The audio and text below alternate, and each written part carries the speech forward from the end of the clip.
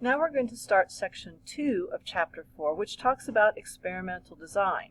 To illustrate this, I'm going to use a very simple experiment similar to something that someone could do at home or in a science fair experiment. Miss Green-a-Thumb grows tomatoes in her backyard garden. She was disappointed in the number of tomatoes her plants produced last year, and so she decides to do an experiment to see if using more fertilizer, pruning her plants, or doing a combination of the two would be most effective in increasing her yield of tomatoes. She also wants to see if it is better to fertilize once or twice a month. She purchases 24 plants of the same type of tomato to use in her experiment, buying 12 plants at Lowe's Garden Center and the other 12 plants at Menards. So let's define a couple of terms. First of all, we want to identify the components of an experiment. The first thing we need to identify is the experimental units. The experimental units are the individuals, which may be people or other objects of study, that are assigned treatments. In this case, we're not using people because we're talking about growing plants. When experimental units consist of people, they are sometimes referred to as participants or subjects. So when we talk about the experimental units, what we're going to be doing is checking out pruning and fertilizing. What are the objects that we are fertilizing or pruning? Well, they are the tomato plants.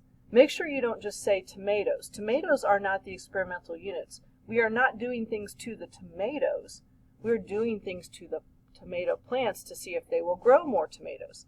So it's the 24 tomato plants are the experimental units. We call them because the things we're doing to them, the fertilizing and the pruning, are the treatments that we are applying to those experimental units. The next term is called explanatory variable. An explanatory variable, or it's also called a factor, in an experiment is a variable whose levels are manipulated intentionally. In other words, the experimenter is deliberately varying this variable in order to see what happens. The levels or combination of levels of the explanatory variable or variables are called treatments. So you could just have one explanatory variable with one level, or you could have multiple explanatory variables and multiple levels. So I picked one with we have multiple so that we can see how that looks. So in this case, we have fertilizer, and if you go back up to the beginning, we find out Miss Green-a-Thumb wants to know if it's better to fertilize once or twice a month. So she has levels of fertilizer. She also wants to know if fertilizing is better than pruning or if a combination of both. So we need to have a situation where we might not have any fertilizer at all, or we might have once a month or twice a month. So this is known as this is one of our explanatory variables, or one of our factors, amount of fertilizer. Notice I don't want to just say fertilizer. I need to say amount of fertilizer because it needs to be something that can vary. And then we want to put the way it can vary, 0, 1, or 2 times per month. The other thing that we want to vary is pruning. Now, how do we talk about whether pruning varies? Well, either we prune or we don't prune. So whether or not plants are pruned is the variable, and we're going to say either yes or no, they're not pruned, or they are pruned. And to make things simpler for the rest of the problem, we're just going to refer to the fertilizing variable as F and the pruning variable as P. Now the next thing we have to do is design treatments so that we can compare all of these different things. We need to be able to compare different amounts of fertilizer, and we need to compare fertilizer to pruning. So how do we do that?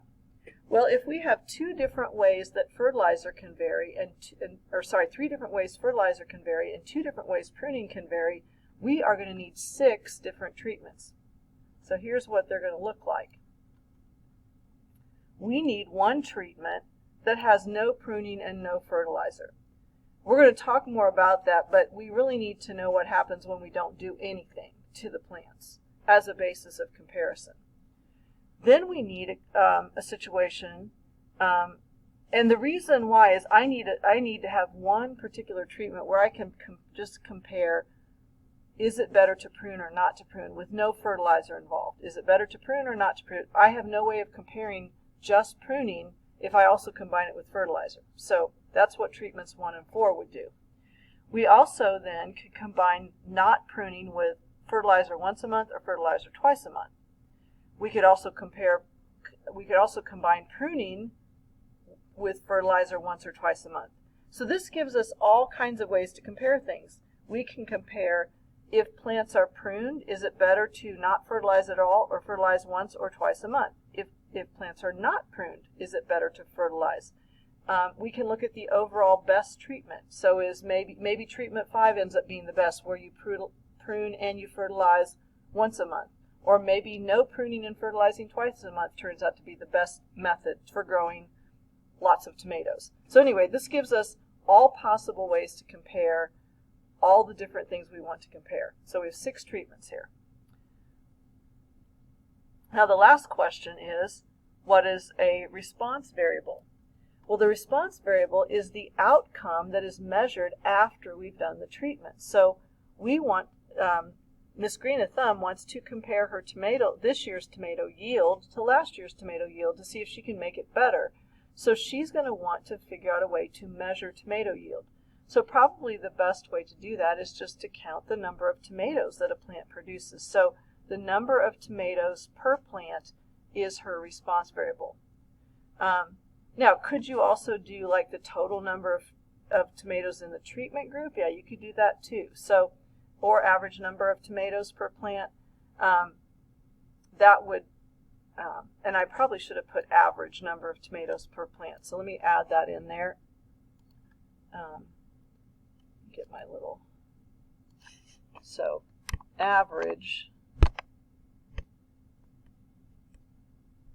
or mean number of tomatoes per plant would probably be the response variable here. Now, something I didn't write down that I meant to do earlier was what's actually the research question, because the response variable, the way we measure the response variable should answer the research question. And in this case, Miss Green of Thumb actually had several research questions. She wants, the main question she's going to ask is, what improves my tomato yield the most? Pruning, fertilizer, or both? And then also a secondary question, does the amount of fertilizer make a difference? Because she's applying it either once or twice a month. So those are what she's trying to find out. So this is the first group, kind of in setting up your experiment. Knowing how to define the variables involved in the experiment is kind of the first step.